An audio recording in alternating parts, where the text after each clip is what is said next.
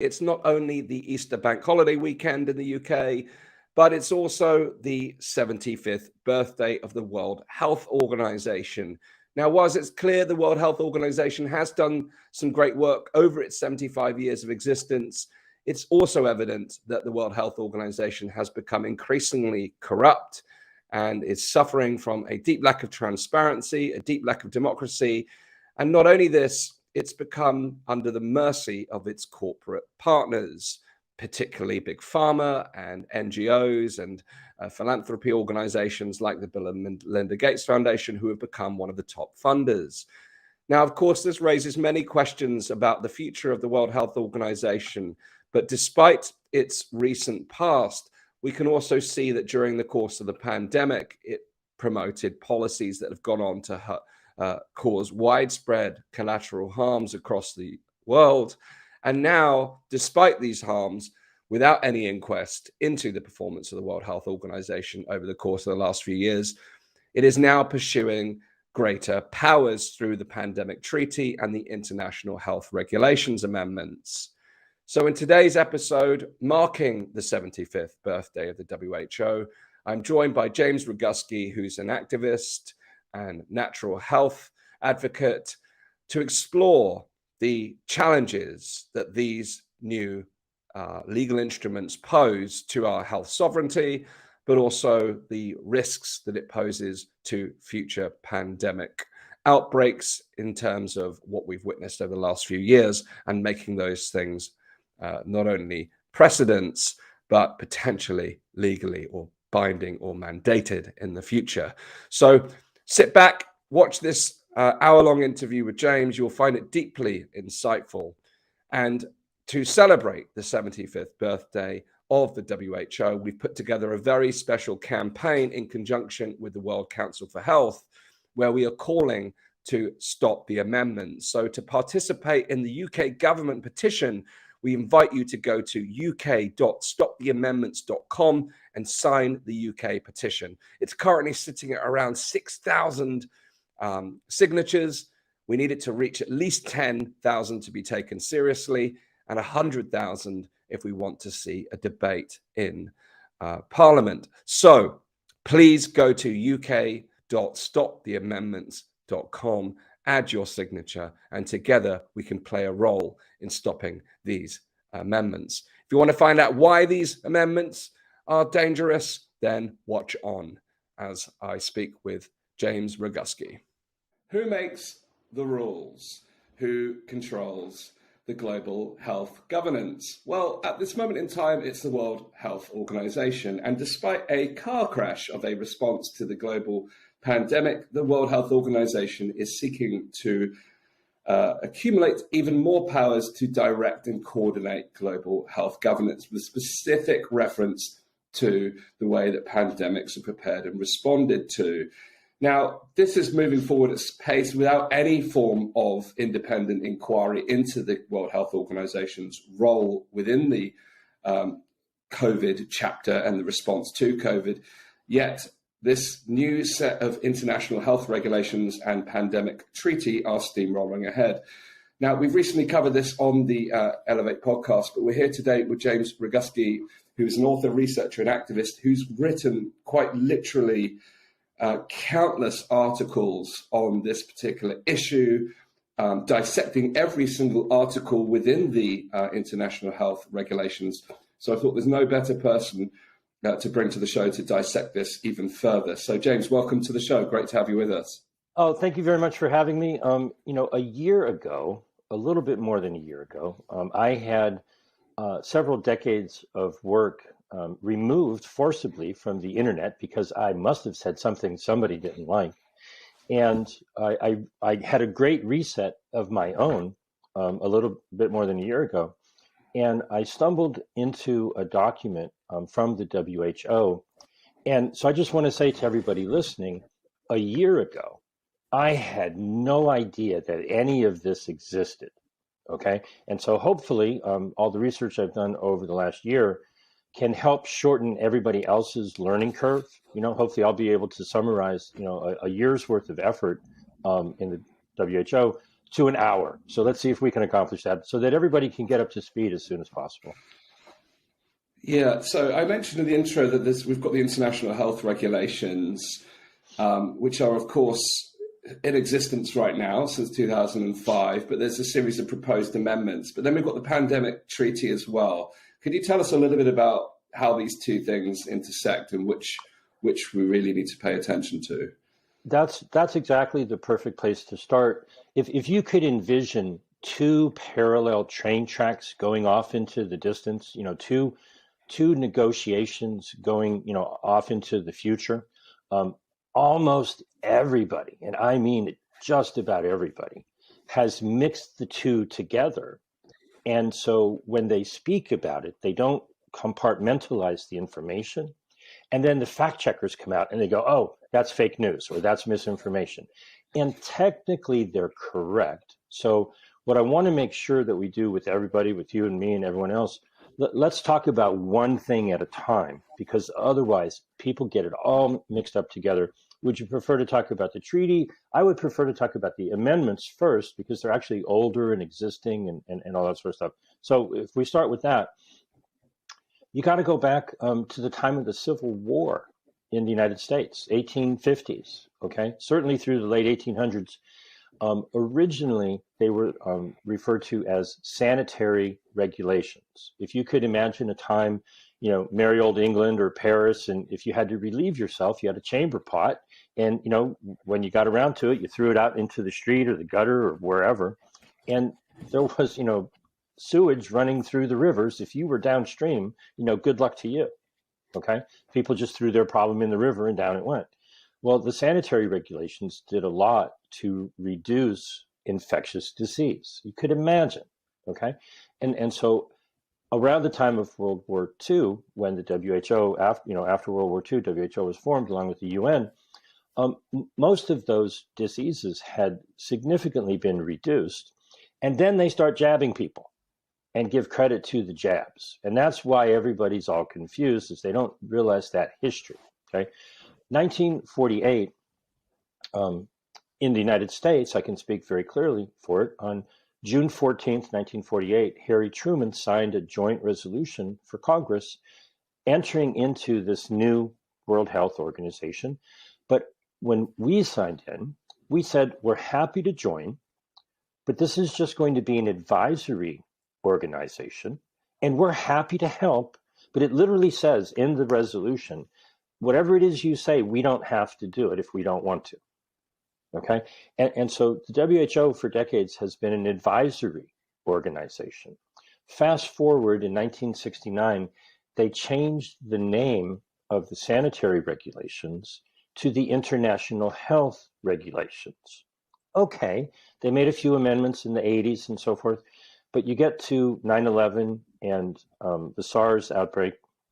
And then in 2005, they made a number of changes to the International Health Regulations, and they should have changed the name, because the name of International Health Regulations confuses the daylights out of everybody, okay? They should be called the International Surveillance, Monitoring, Reporting, Emergency Declaring, Fear-Mongering, Control Regulations. And then everybody would go, oh, what the heck is going on there? I got to pay attention, okay? And I'm not kidding, okay? I'm not being hyperbolic.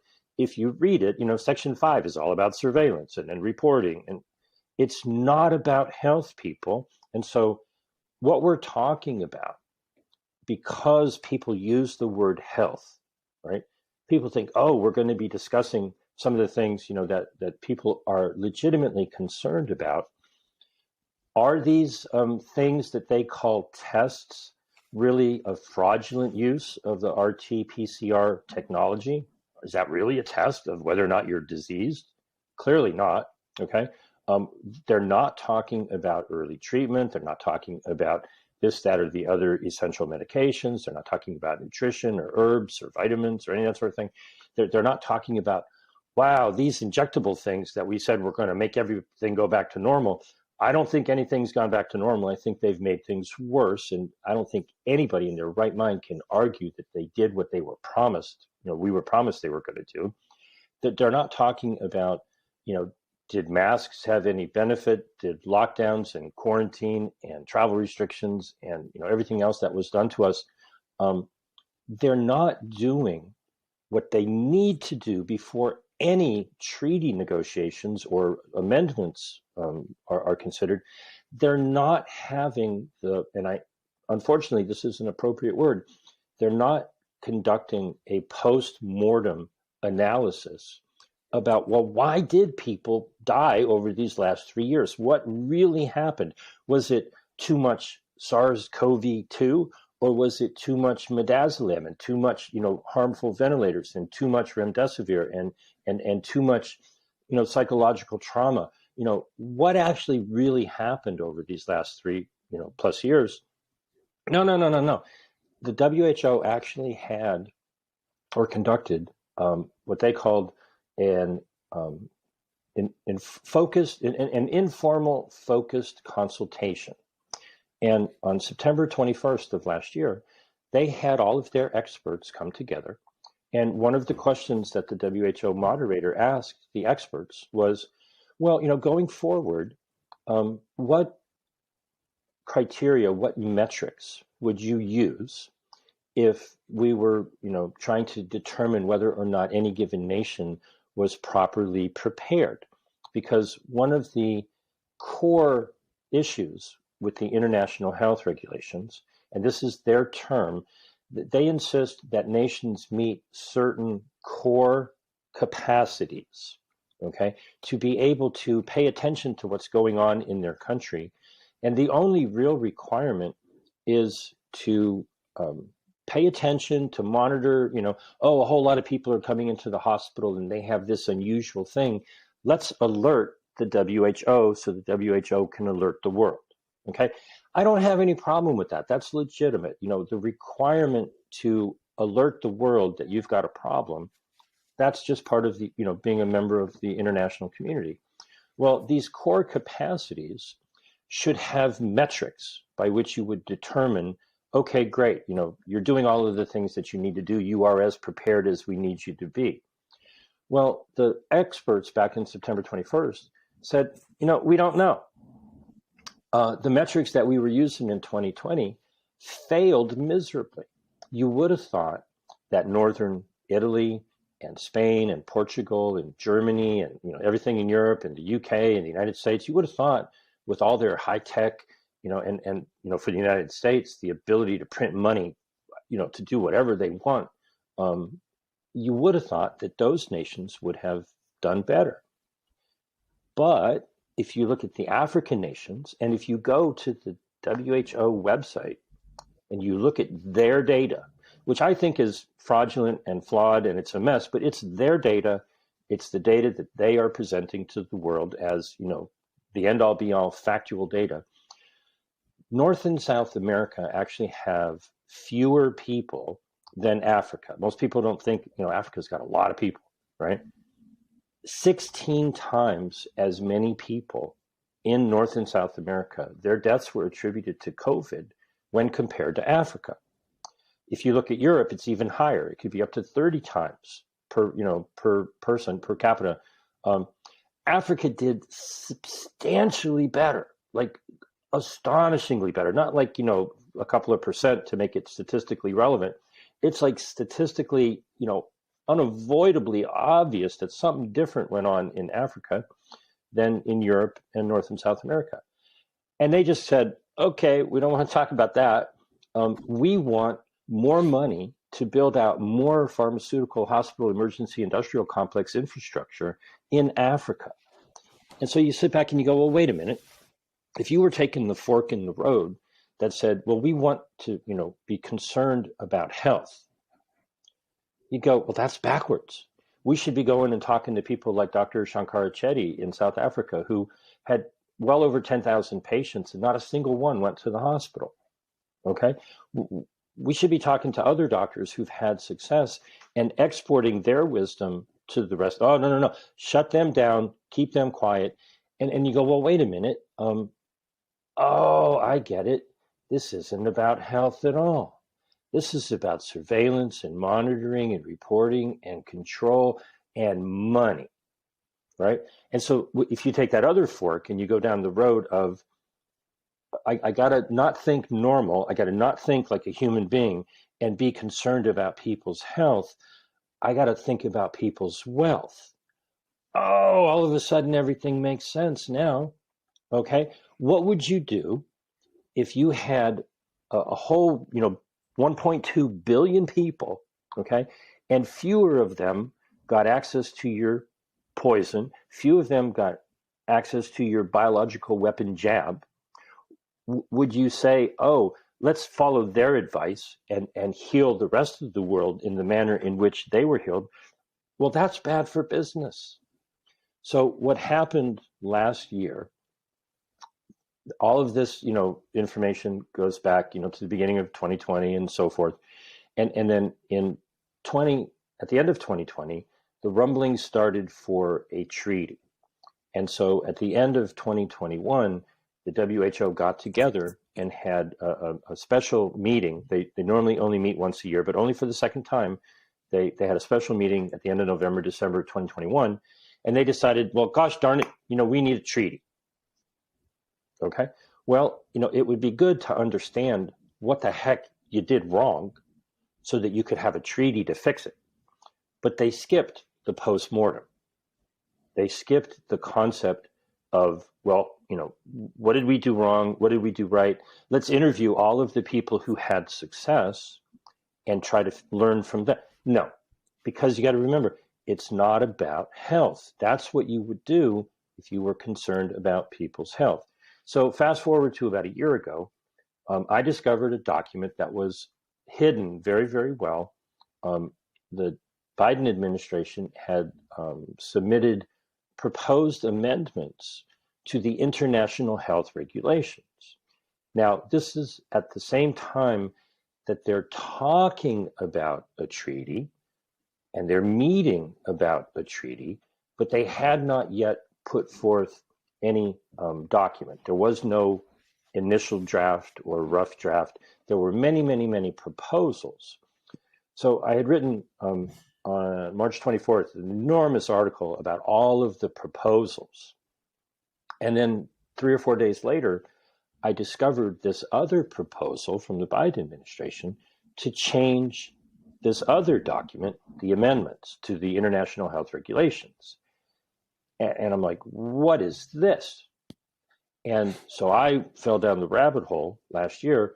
And about this time last year, the WHO put out a notice. I think they did it on April 6th or 7th. And they said, in regards to this proposed pandemic treaty, we are taking public comments. And so they gave about 5 or 6 days notice, and they set up a system where people could request to speak if you were a member of quote unquote civil society. And so I went to fill out the form and I said, well, what organization are you with? Well, I had just written an article entitled The People's Treaty. So if you go to thepeoplestreaty.com, you can see what my thoughts were a year ago. And so I filled out the form and I said, oh, my organization is the People's Treaty. And lo and behold, they accepted it. And I was given 2 minutes speaking time before the WHO to express my opinion. And it's still published up on their website from their public comment period. But I also spread the word. And in that 5 or 6 day period of time, we got 33,884 people to submit written public comments, and they ignored them. After the assembly in May, they said, oh, we got a bunch of comments, okay? And then they canceled the next public comment period, which was scheduled for mid-June, and they actually put up, and I did a screenshot of it, so I have it in one of my articles, they put the text in their cancellation of the event that they wanted the public comment to support what they were doing. Well, when we finally got a hold of the 33,884 comments, 99.9% of them were like, we don't want a treaty. We don't want to give the WHO more power and authority. We want to understand, what the heck went wrong. But from the WHO standpoint, if you realize we're not talking about health, if you put on the mindset of what would you do if you wanted more control, more power, and more money, and all of your friends were in the pharmaceutical hospital emergency industrial complex? Oh, you'd amend the international health regulations to empower that industry. And if you were really bold, you'd create a whole new document on top of this one and get people all confused between the two of them. And so what they did at the assembly last May was the Biden's proposals were pretty much kicked to the curb. There was enough of an uproar. It's like, no, we don't want to do that. They actually, we can't get into the whole details of it now, we don't have time, but they actually did adopt amendments to the international health regulations that were illegitimately submitted after the Biden administration's ones were kicked to the curb. And so there were some changes to the international health regulations adopted last year. I hope we get a chance to talk about those more because it's very pertinent right now, actually this morning. And they set up a group called the Working Group for Amendments to the International Health Regulations. And they invited all nations to submit proposed amendments. And so the deadline for that was September 30th. And the nations submitted amendments to the working group. All told, 94 nations submitted different proposed amendments, which means 100 nations said, no, leave it all alone, right? So there's this difference of opinion as to what can and should be done to change the international health regulations. Fast forward from September, October, November, December, nothing but secrecy. We had submitted freedom of information requests. Finally, in the middle of December, they revealed the 307 amendments that have been proposed. And some of them are absolutely outrageous. They had a meeting February 20th to the 24th, and they discussed the amendments.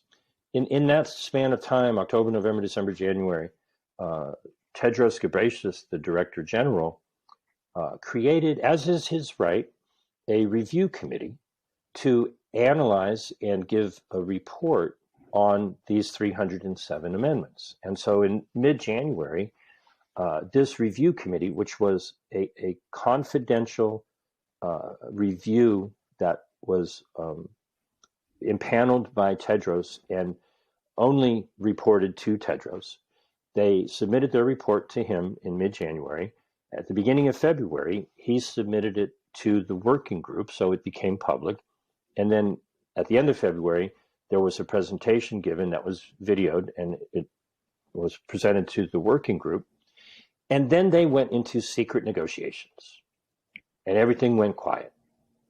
Okay, and so the public comment was non-existent in regards to the amendments. The public comment that I mentioned from April of last year was about the treaty that did not even exist at the time. They were discussing a treaty, and 99% of 33,000 people in the span of a week said, no, we don't want you to do that. But they're doing it anyways. Okay? And so where we are now is there are these two tracks moving forward. There's 307 proposed amendments to the existing regulations. And the biggest problem is that people don't realize that there's a dramatically different manner in which a treaty would be adopted and amendments are adopted. Now, I told you last year, the Assembly met in May, and they did adopt amendments to 5 articles. And I'm going to guess you didn't get the memo. I'm going to guess none of your viewing audience really could tell me what those 5 changes were. Okay. They've kept it completely secret. It's public, but nobody's talking about it. So you can get the information. If you go to stopthewho.com, all the documents are all right there. And here's why. The 194 delegates to the WHO are not elected. They're unaccountable. They, quite frankly, have diplomatic immunity. They can do whatever pretty much they want without being egregiously breaking the law. When they get together every year, if they decide to change or amend the international health regulations, they just literally, they went into a back room. I have it all on video. They went into a back room to decide what the changes would be. They come back out into the main assembly hall, and they already know that everybody's in agreement. So they go through this ritual of, okay, we're discussing this document now. Does anybody object? Okay, great. It's passed. And that changes international law. There's no signature needed by a prime minister or a president. There's no review by any parliamentary body or advice and consent by the Senate. That's it. They have so decided. Now, there is a process by which each nation, under Article 61 of the regulations, can say, no, you know what, wait a minute. Thank you for all these amendments, but for our nation, we reject them. Okay? And so there's an 18-month period that every nation can say to the WHO, go pound sand. You adopted these amendments, that's all fine and dandy, but they will not apply to us, whatever the nation may be. But if they keep it secret and nobody talks about it, and the 18-month period slides quietly by, then it goes into force after 24 months. So we're 10 months in to this period of time where changes were made to international law, and everybody's talking about the treaty. Well, I haven't been talking about the treaty. I'm talking about the amendments to the regulations. The treaty, yes, would sit before Parliament for 21 days and people could talk about it, or the Senate would give its advice and consent, or I'm not talking about that. People don't realize the cognitive dissonance. Wait a minute, how could this possibly be that 194 people get together, they quietly decide to change the law, and that's it? Okay, well, we have the right to reject it, but all of our leaders in all of our countries are either completely clueless or in on the deal. And the nations where the money would be flowing to are very much, hey, this is great. We want to send all this money to us. And so if you could agree to get into an organization where if they decide they want to raise tens of billions of dollars and give it to somebody, would you want to be one of those somebodies? So would you go, oh yeah, we'll vote for that. Sure. Okay. Sounds like really good for our people. Right. And if they keep it quiet for 18 months, boom, it's done. Okay. And so there's a petition that just got launched yesterday. We could talk about that, to demand that, this be addressed. And so I've been rambling on for about a half an hour, so I'll stop talking. I could keep going for days. This is crazy.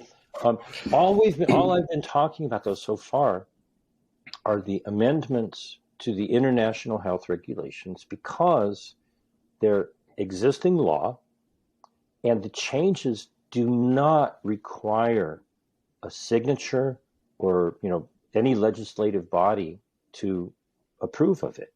It requires consideration and a proactive rejection of them after they've been adopted. No public comment, no nothing. And so the structure by which the regulations are adopted and put into force is such cognitive dissonance. People go, but a treaty. Well, probably the manner in which amendments are adopted should be amended. Okay? But they're not talking about that. They're not talking about your health. They're not talking to doctors. They're talking about how do we get more money and more control to build out the pharmaceutical hospital emergency industrial complex And I haven't even started talking about the details of the 307 amendments, which are outlandish. Okay. So I'll take a break and give you a word in edgewise here. So, well, I think the reality is this pharmaceutical,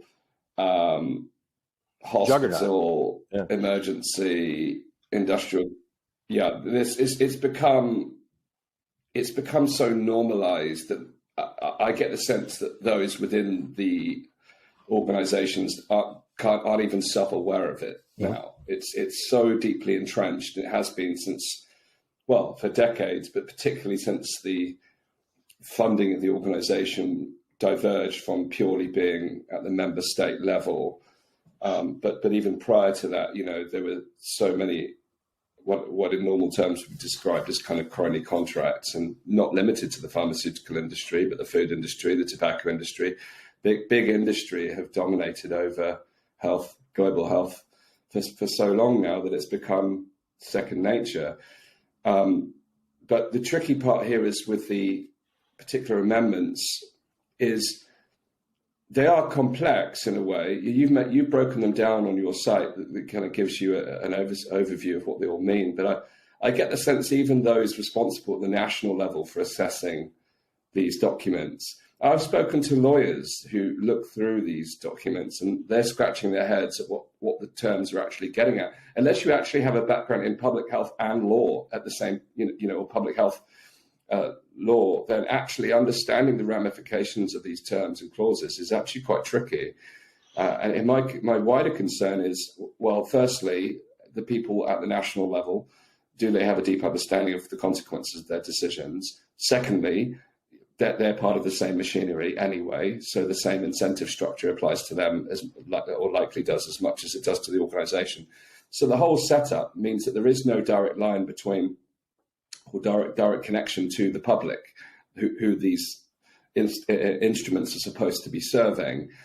And it's no surprise that they're steamrolling ahead with these things because under the guise of needing greater global cooperation, because it's very easy to use that as a smokescreen for what's going on. Because, I mean, let's face it, even though that a lot of the things happen in relative lockstep, it was an uncoordinated mess. Countries weren't talking with one another. They weren't sharing information. So they can use all of that headline problem dialogue to instigate this and use that to smear over all of the things you mentioned quite rightly have been lacking, which is that kind of post-mortem, the independent inquiry into the handling of the COVID pandemic, which was completely unorthodox. You've listed off some of the healthcare outcomes, but that's not limited to healthcare outcomes. We've got the collateral damage to the economy, society, the fabric of our culture, mental health.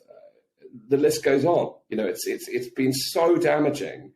Yet here we have an organization that's trying to create binding instruments to actually normalize this pathway. And it is entirely predicated on the pharmaceutical, I keep losing track of the acronyms, but, the pharmaceutical hospital emergency industrial complex.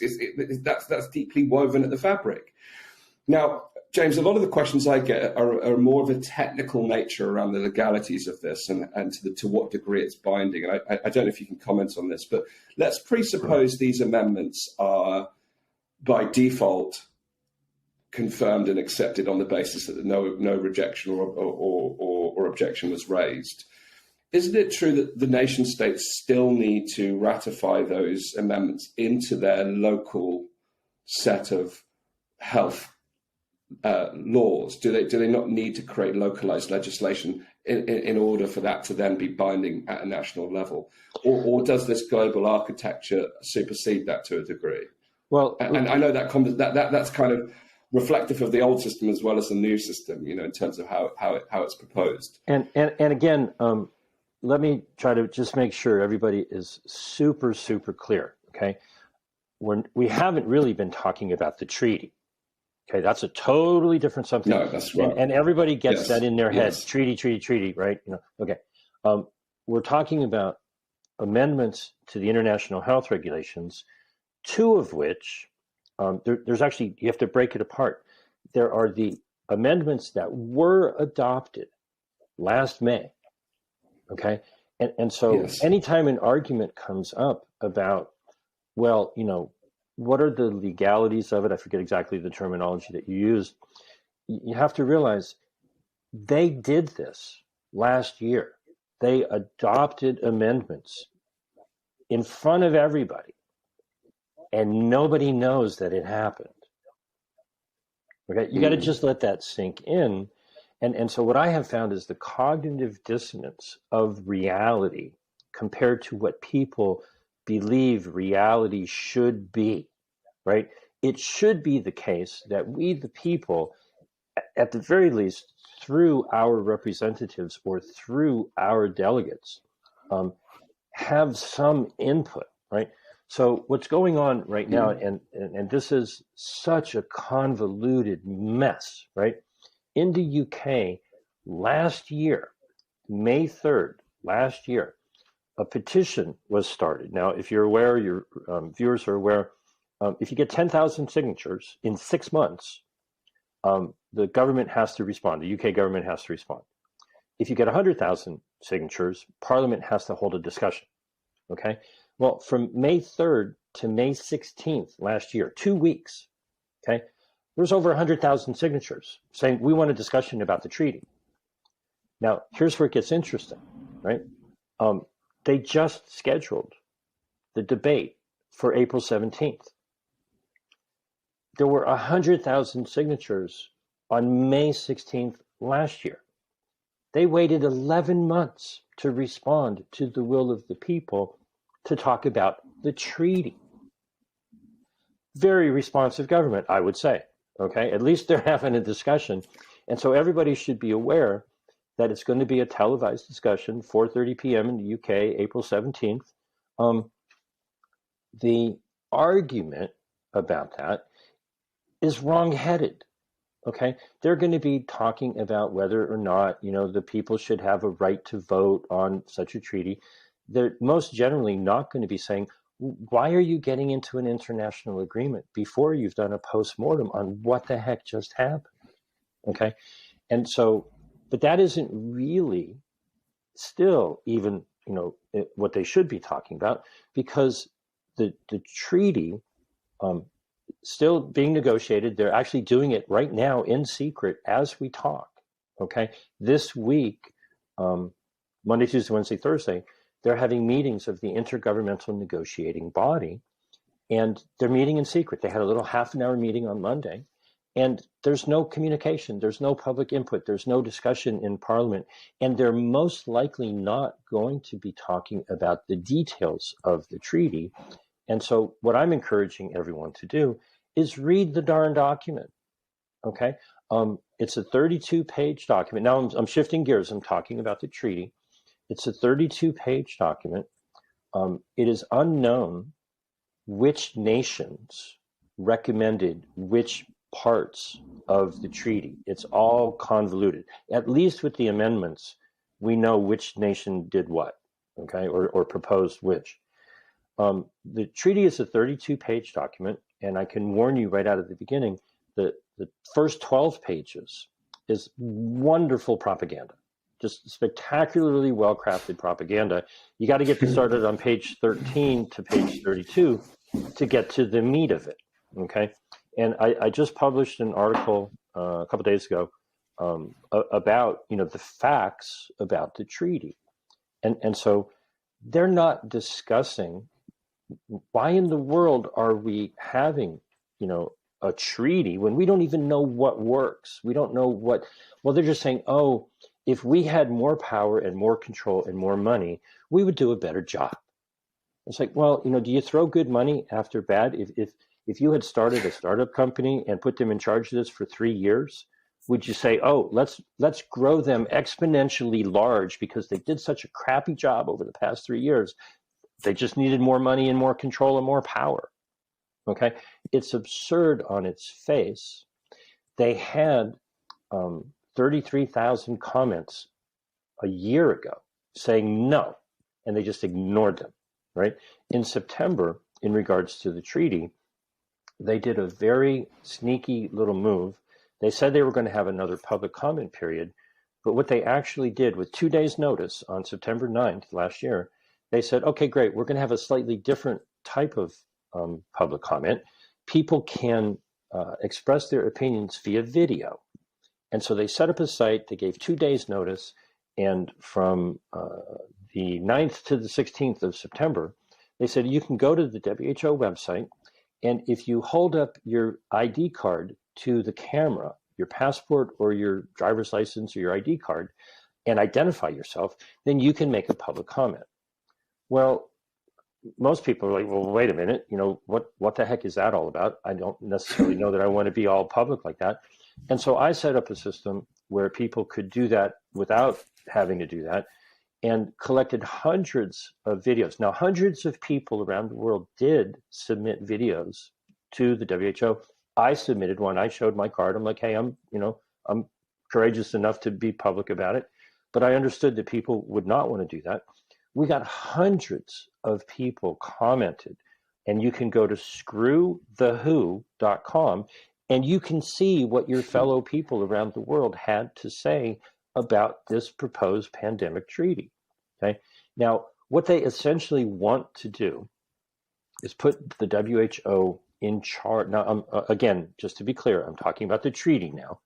They want to create a logistical network that is run by the WHO. They want them to be in charge of the means of production and what is, to be produced and how it is to be distributed. That's what logistics is. Okay. They want 20% of all of the produced products to be under the control of the WHO to distribute.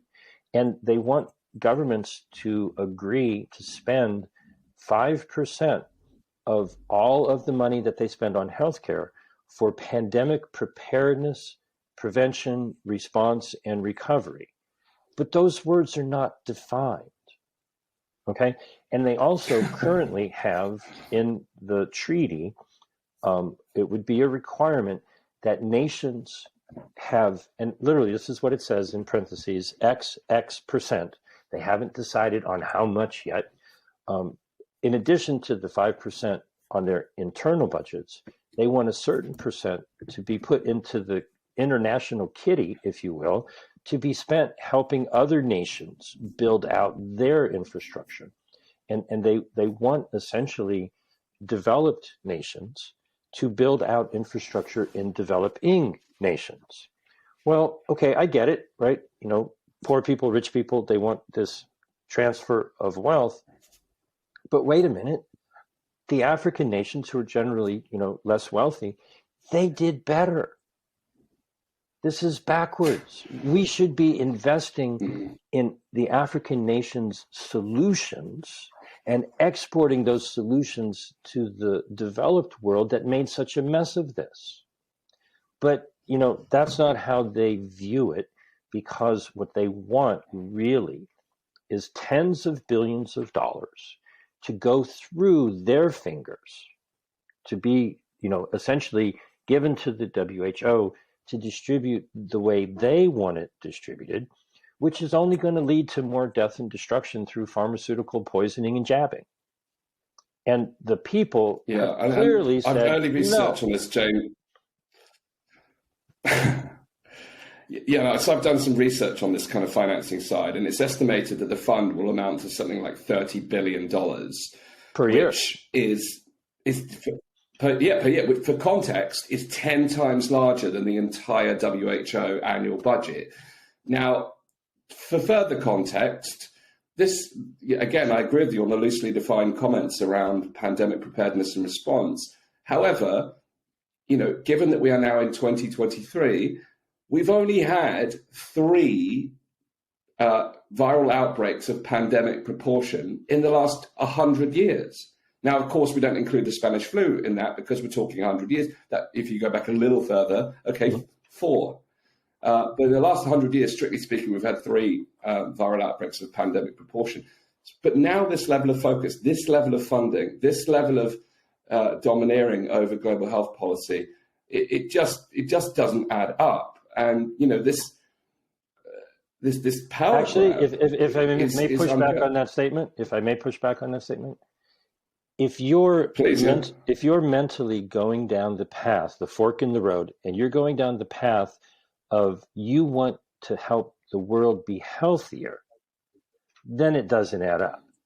But if you back up and you go down the other path of how do we make money off of pandemics, makes all the sense in the world. Oh, totally.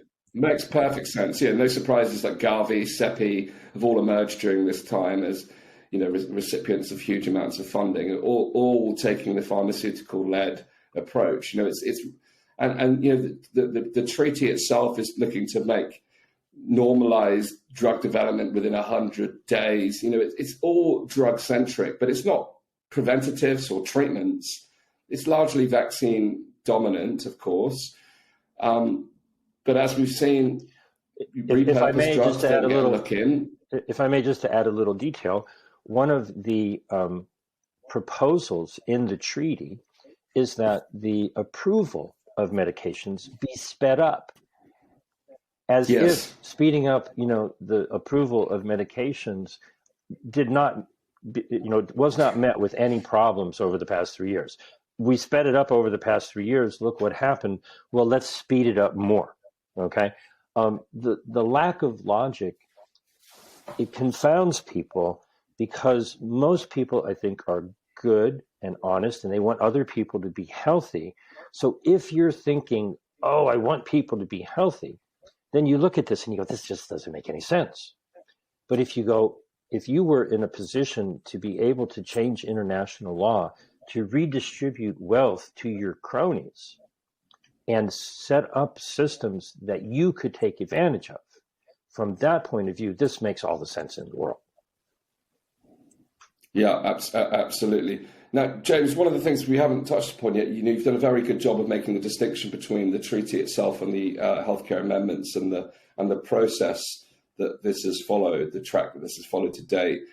Could you touch upon some of the potential implications? We've obviously extracted the implications for the pharmaceutical industry and what they stand to gain, but from a global health governance point of view, what powers exactly will both of these instruments give the WHO? I'll talk first about the amendments, because the amendments are actually where most of the transfer of sovereignty and freedoms and all that happen in the amendments. And it's very troublesome, because the method by which we talked about, they could just be changed. Okay. It's a much swifter and more easily changed document. It only requires a majority, whereas even within the World Health Assembly, a treaty would require a 2/3 vote in support of the treaty. Okay. And so I'll touch on just a handful of the proposed amendments. First and foremost, in Article 1 of the regulations, they define terminology. And currently, the WHO, under Article 23 of the Constitution of the WHO, is an advisory body. They give advice, right? And it literally says in Article 1 in the definitions, they can give temporary or standing recommendations. And those are defined as non-binding advice. Well, Bangladesh proposed crossing out the term non-binding. Okay. Malaysia proposed a change to Article 42 that says standing and temporary recommendations shall be implemented as soon as possible. Even the International Health Regulations Review Committee's final report said, whoa, wait a minute. We're an advisory body. If you change the definition of the word recommendation and make it become an obligation, make it mandatory, wait a minute, that changes everything. Okay, then you go to Article 2. The proposed amendments for Article 2 and many, many other articles were not that there be like a certain defined definition of what they call a public health emergency of international concern, where a nation says, oh, something's going on here, everybody else better pay attention, okay? PHEIC, Public Health Emergency of International Concern, or FAKE, right? So when they declare a fake, you would think it's like, well, so many people have gotten sick, so many people have died. No, there aren't any numerical values on it. The Director General just decides. That's what happened with monkeypox. And I call it monkeypox because the K is silent, because the nations that have monkeys running around didn't have problems. The nations that have money flowing freely are the nations that got monkeypox. He declared it over the vote 9-6 of the executive or the emergency committee, who said, no, we don't really have an emergency of international concern. Okay.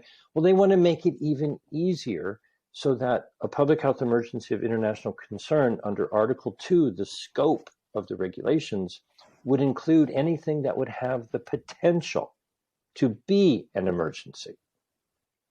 Well, then what does an emergency mean?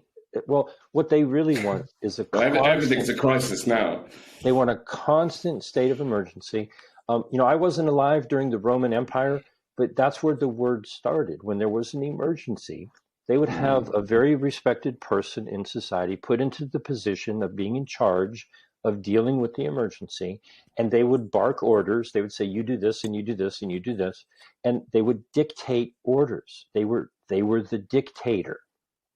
You can't, by the definition of the term, have dictatorship unless you have emergency. So they want constant emergency so they can have an ongoing global dictatorship. Then you get to Article 3, which when I read this a year ago, I go, hey, this doesn't sound so bad. The principles of the international health regulations. Principle number 1, the regulations must be implemented with full respect for the dignity, human rights, and fundamental freedoms of people. Well, a year ago, I read that and I said, that sounds good. India has proposed an amendment to cross out those words.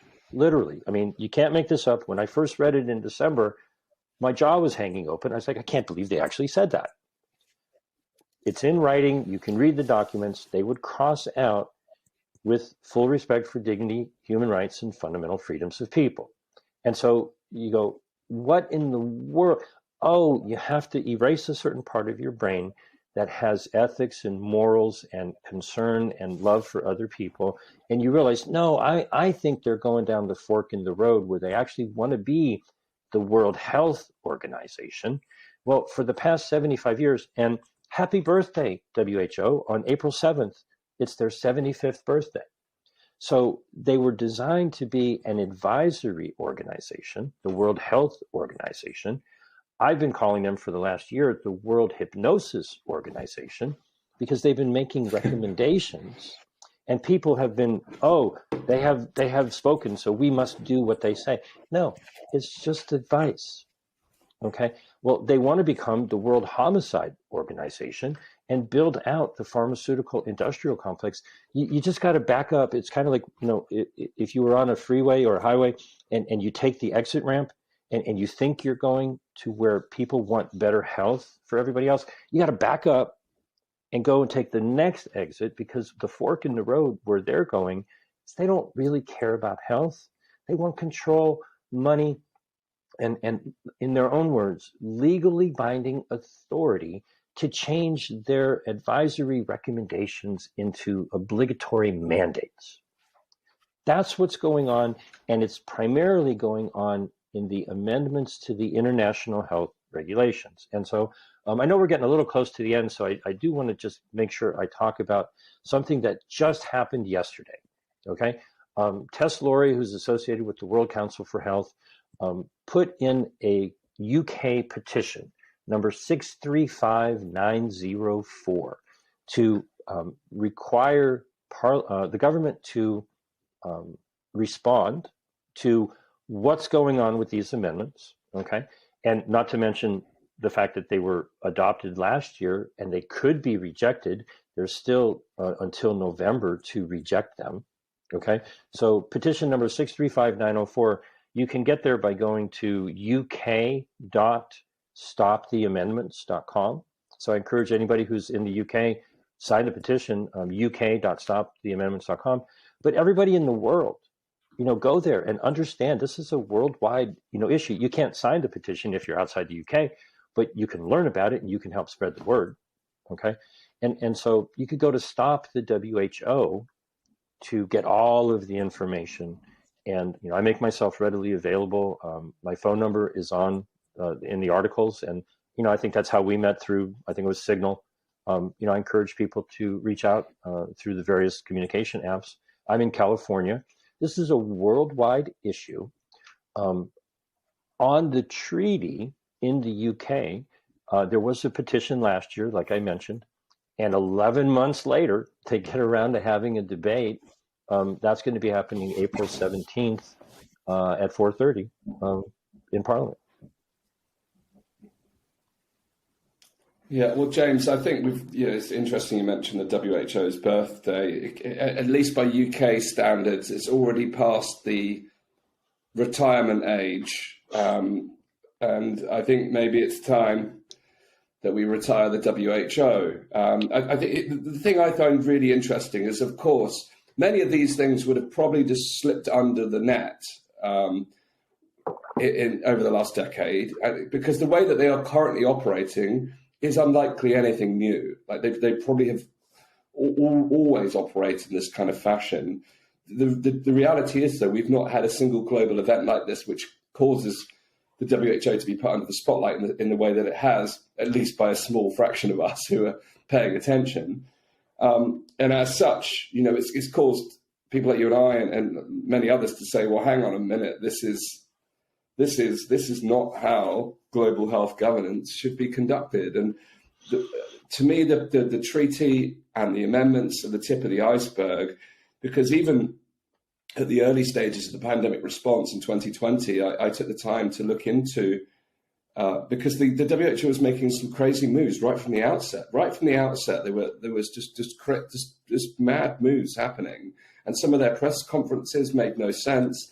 So it took me on a path of looking at like 20 years worth of criticism and calls for reformation or the replacement of the WHO, and the evidence is damning. The path that's been blazed over the last 20 years, to me, points very clearly that this organization is not fit for purpose in its current form to be responsible for global health governance, let alone pandemic response and preparedness. Well, I think there are so many lines. I'm going to be helping them celebrate their birthday on Friday the 7th. I'll be publishing a summary of what I think you're talking about.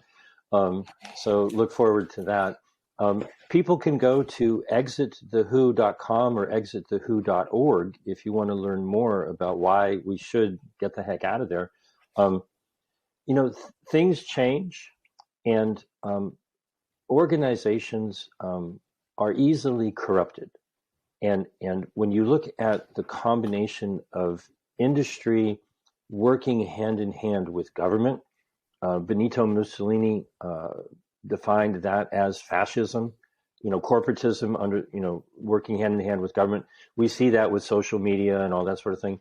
But I've recognized that there's actually been a 21st century upgrade to standard fascism, which is a third leg, which are what they refer to as relevant stakeholders. Other people call them non-government organizations or civil society or nonprofits or foundations. Think Bill and Melinda Gates Foundation, the Rockefeller Foundation, the Wellcome Trust, all that sort of thing. The way they launder the money is to create an organization that has the appearance of being nonprofit.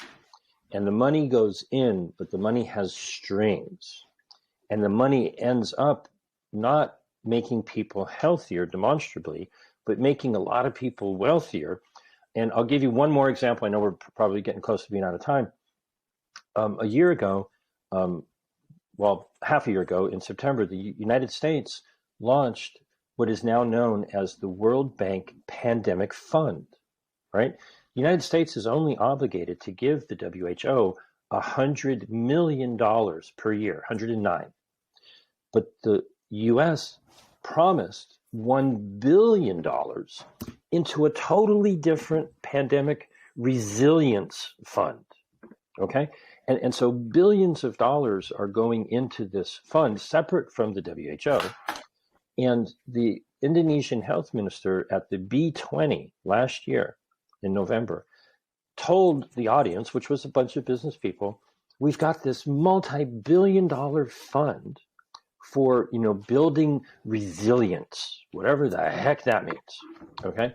And he said, go invest. This is a great business opportunity. And so we're going to continue to have emergencies and pandemics as long as emergencies and pandemics are allowed to be profitable. And that's what we're dealing with here. If it doesn't make sense to you, it's because you're thinking about health. If you start realizing that they're focused on the transfer of wealth, and you go, oh, this does make sense. I see why they're doing it. No. That needs to stop. We want this. You want that. This has got to come to a head. And I have every reason to be optimistic, because we're not supposed to be having this conversation. This was all supposed to be just sliding through nice and quietly. But we know about it. Genie's out of the bottle. You can't put it back in. The people are now aware. I just want to, pitch the petition in the UK, number 635904. Go to uk.stoptheamendments.com and, reach out to me through stopthewho.com. People around the world are waking up, and it's really, is this about health or is this about the transfer of wealth? Absolutely. Thank you, James, and thanks for that call to action. The links, of course, there's several links mentioned throughout today's episode. We'll place in the show notes and the description of this episode. In fact, with the 75th birthday coming, it would only be right that we release this episode in celebration on the 7th. So watch if you're watching this now live. Happy birthday to the WHO. It's time to put it in its place and send it off to its retirement. James, this has been a super enlightening conversation. Thank you so much for your insights today. To our listeners at home, please make sure you share this episode. This conversation is simply not happening. And where it is happening, people are focusing on the treaty, as James rightly mentioned. But we really need to look at the architecture that underpins the treaty, which is these international health amendments. And we still have the opportunity to make sure that those are overturned. So thanks again, James, for your insights today. This has been such a powerful conversation.